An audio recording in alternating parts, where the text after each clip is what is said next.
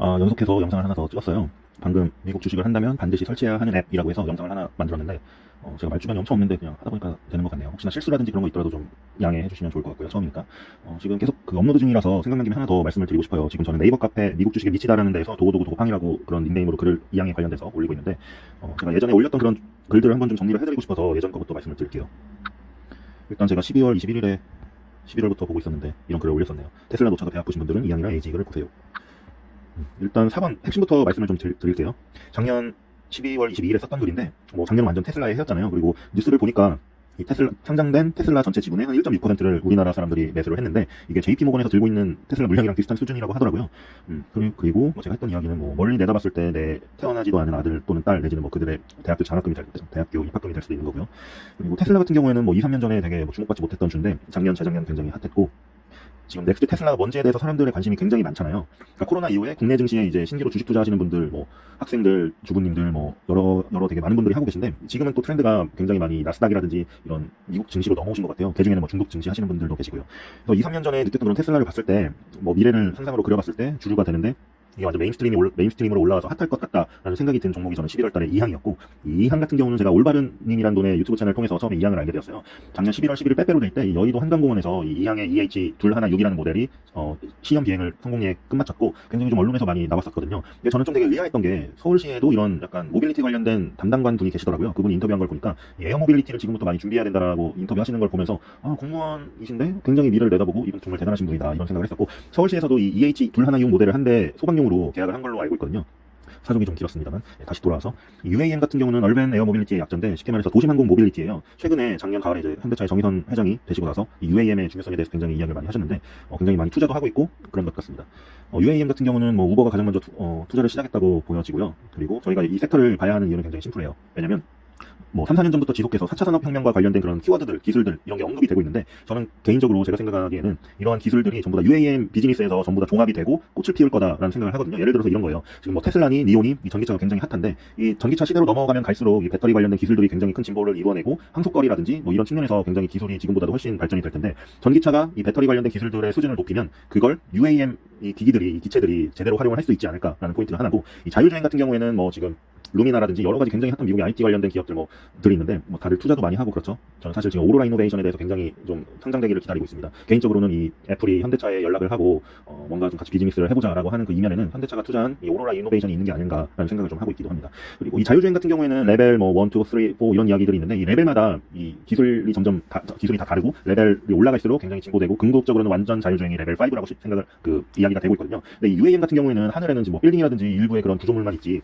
그냥 뻥 뚫려 있다고 볼 수도 있기 때문에 UAM의 이 자율주행 기술이 탑재가 되면 그냥 처음 시작부터 레벨 5가 되는 거라고 생각을 하는 거예요. 태어났더니 이재용 부회장의 아들인 거죠. 네, 그런 식으로.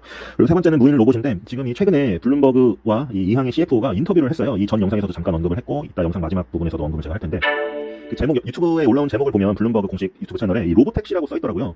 그래서 결국 이 언론사마다 UAM이라든지 EV4라고 하는 데도 있고 아니면 AAV라고 하는 데도 있고 이 로보택시라고 하는 데도 있고, 그러니까 이 포커스를 기사나 아니면 관련 글에서 포커스를 어디에 두느냐에 따라서 그 용어들이 조금씩 다른 것 같아요. 바꿔 말하면 이양 입장에서는 UAM이 될 수도 있고 AAV라고 해서 오토노머스 에어 비클이라고 자율주행 공중 비클이 될 수도 있는 거고 또 수직 이착륙이 되는 기기가 될 수도 있는 거고, 굉장히 좀 확장성 측면에서 굉장히 많이 좀 열려 있다고 보시면 될 것 같습니다. 이거는 포커스를 어디에 두느냐에 따라서 용어가 조금씩 다른 거고요.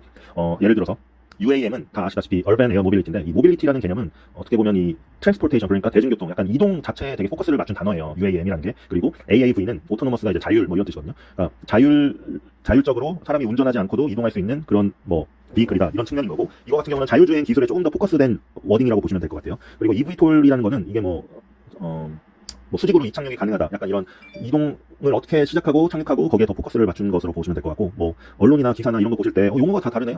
이 항은 UAM 아니야? AAV라 그러지 왜? 이렇게 보시기보다는 기사를 보실 때 이 기자가 조금 더 어느 쪽에 포커스를 하고서 이 기사를 썼구나 이런 식으로 좀 생각을 하시면 좋을 것 같고요. 저 대체적으로 좀 말이 기네요. 죄송합니다. 이 AI 같은 경우에도 관련된 기술을 접목시켜서 준비를 할 수가 있을 것 같고, 빅데이터 같은 경우에는 조금이라도 더 빠른 루트라든지 아니면 이항 같은 경우에는 이 포트라고 해서 PORT, 그래서 착륙하고 이륙하고 하는 장소를 시내라든지 아니면 교외에 설치를 해야 되는데 어느 지점에 이 포트를 설치했을 때 더 많은 고객들이 와서 방문을 해서 이걸 이용하고 그런 식으로도 활용이 될 것 같습니다. 빅데이터 측면에서요.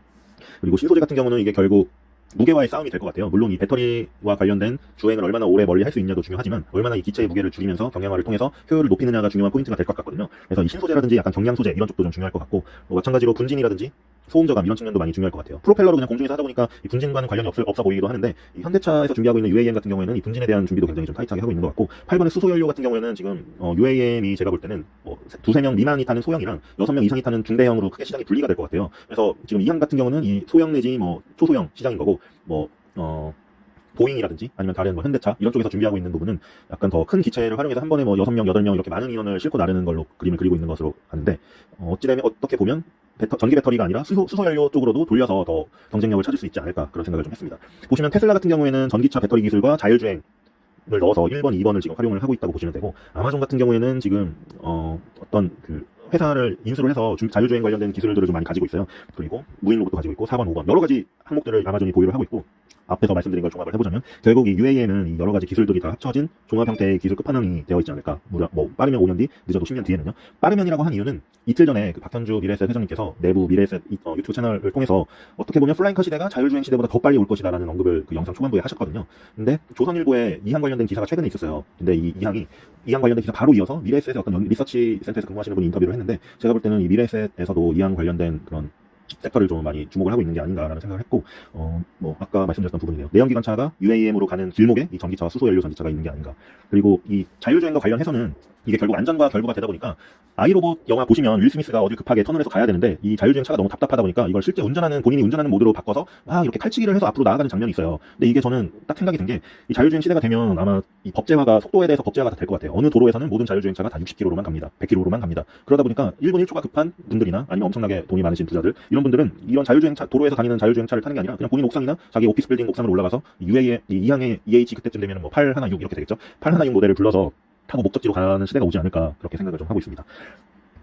쭉 올려서 그 다음 올바른님 유튜브 채널에 대한 이야기를 제가 드렸고요. 아마 안 보신 분이 있으면 이분께서 올리신 영상을 꼭 봐주셨으면 좋겠어요. 그리고 밑에는 그 에이지 이글에 대한 이야기를 했는데, 이 에이지 이글과 관련해서는 아마존 프라임에어라는 그 드론 배송 관련 사업부를 아마존에서 폐쇄를 했다고 하고, 또 린데인이라는 구직 사이트가 있어요. 우리나라에도 있고 뭐 미국에도 있는데, 이 사이트에 아마존 드론 사업을 담당합니다라고 자신의 그 잡 디스크립션을 쓰셨던 분이 최근에 프로필 업데이트를 했다 그래요. 그래서 그분이 원래는 뭐 시애틀인가 포틀랜드 쪽 아마존 본사가 있는 쪽에서 근무를 하시다가 캔자스에 위치타라는 완전 깡시골로 이주를 했다고 본인의 이 링크드인 프로필을 업데이트를 했다고 하는데, 이 얼마 전에 UAVS에서 에이지 이글에서 캔자스주의 위치타에다가 사무실 오픈을 했다고 해요. 근데 차로 2분 거리에 아마존의 웨어하우스 물류창고가 있었다고 하고, 이런 여러 가지 정황을 보면서 이 미국 개미들이 이게 지금 인수합병이라든지 뭐 콜라보레이션을 해가지고 아마존의 모든 드론 택배 물량을 다 에이지 이글에서 가져가는 게 아니냐, 이런 이야기가 계속 돌고 있었습니다. 제가 이 글을 썼을 때만 하더라도 뭐 2불, 3불 왔다 갔다 하다가 5불을 돌파했었다고 하는데, 오늘 새벽 종가는 10불을 넘긴 걸로 알고 있어요.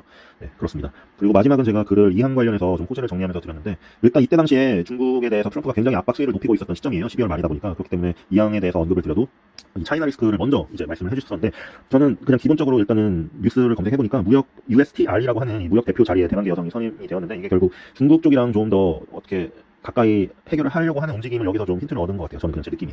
그리고 이 항 같은 경우에는 지금 사우스캐롤라이나에서 라이센스를 얻어가지고 시험 비행을 하고는 있는데, 노스캐롤라이나인지 사우스캐롤라이나인지 아무튼 헷갈리지만, 거기서 주정부 공무원을 초대를 해서 FAA라고 하는 미국 그 연방 항공청이 또 있거든요. 그분들도 초대를 해서 좀 시험 비행도 하고 라이센스도 얻고 한 자리가 있었던 걸로 알고 있고요. 기본적으로 그 CFO가 블룸버그와 인터뷰하면서 이야기했다시피 중국을 메인 시장으로 하고 유럽에서 비즈니스를 크게 벌려낼 거라고 했는데, 또 혹자는 우리나라야말로 이 UAM에 완전 특화된 나라다라는 말씀을 하시기도 해요. 그게 어떤 뜻인가 하니, 일단 이 항 기준으로 봤을 때 갈 수 있는 거리가 그렇게 멀지 않은데, 대체로 도시와 도시를 이동할 때 이 UAM을 타겠죠. 근데 보면 서울과 대전 거리가 한 150km가 되고, 또 대전과 대구 거리도 비슷하고, 이렇게 대도시가 골고루 잘 분포가 되어 있는 걸 보면서 그런 말씀을 하시는 분도 계시더라고요.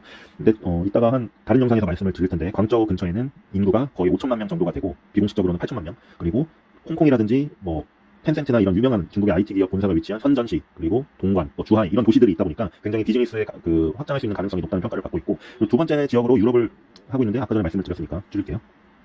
그래서 만약에 본인이 대학생이거나 아니면 35세 미만의 싱글이거나 좀 직장인이거나 뭐 그래요. 그러면 저는 이 항을 한번 이 항에 대해서 공부해 보시라고 말씀을 드리고 싶어요. 왜냐면 5년 뒤, 10년 뒤가 되면 뭐 생애주기상으로도 돈이 가장 많이 버는 시기이기도 하지만, 반대로 또 돈이 많이 나가는 시기이기도 하기 때문에, 뭐 지금부터 미리미리 적립식으로 이 항이라든지 아니면 미래에 되게 꽃을 피울 수 있는 그런 기업에 투자를 하시면 어떨까 좀 생각을 해봤습니다.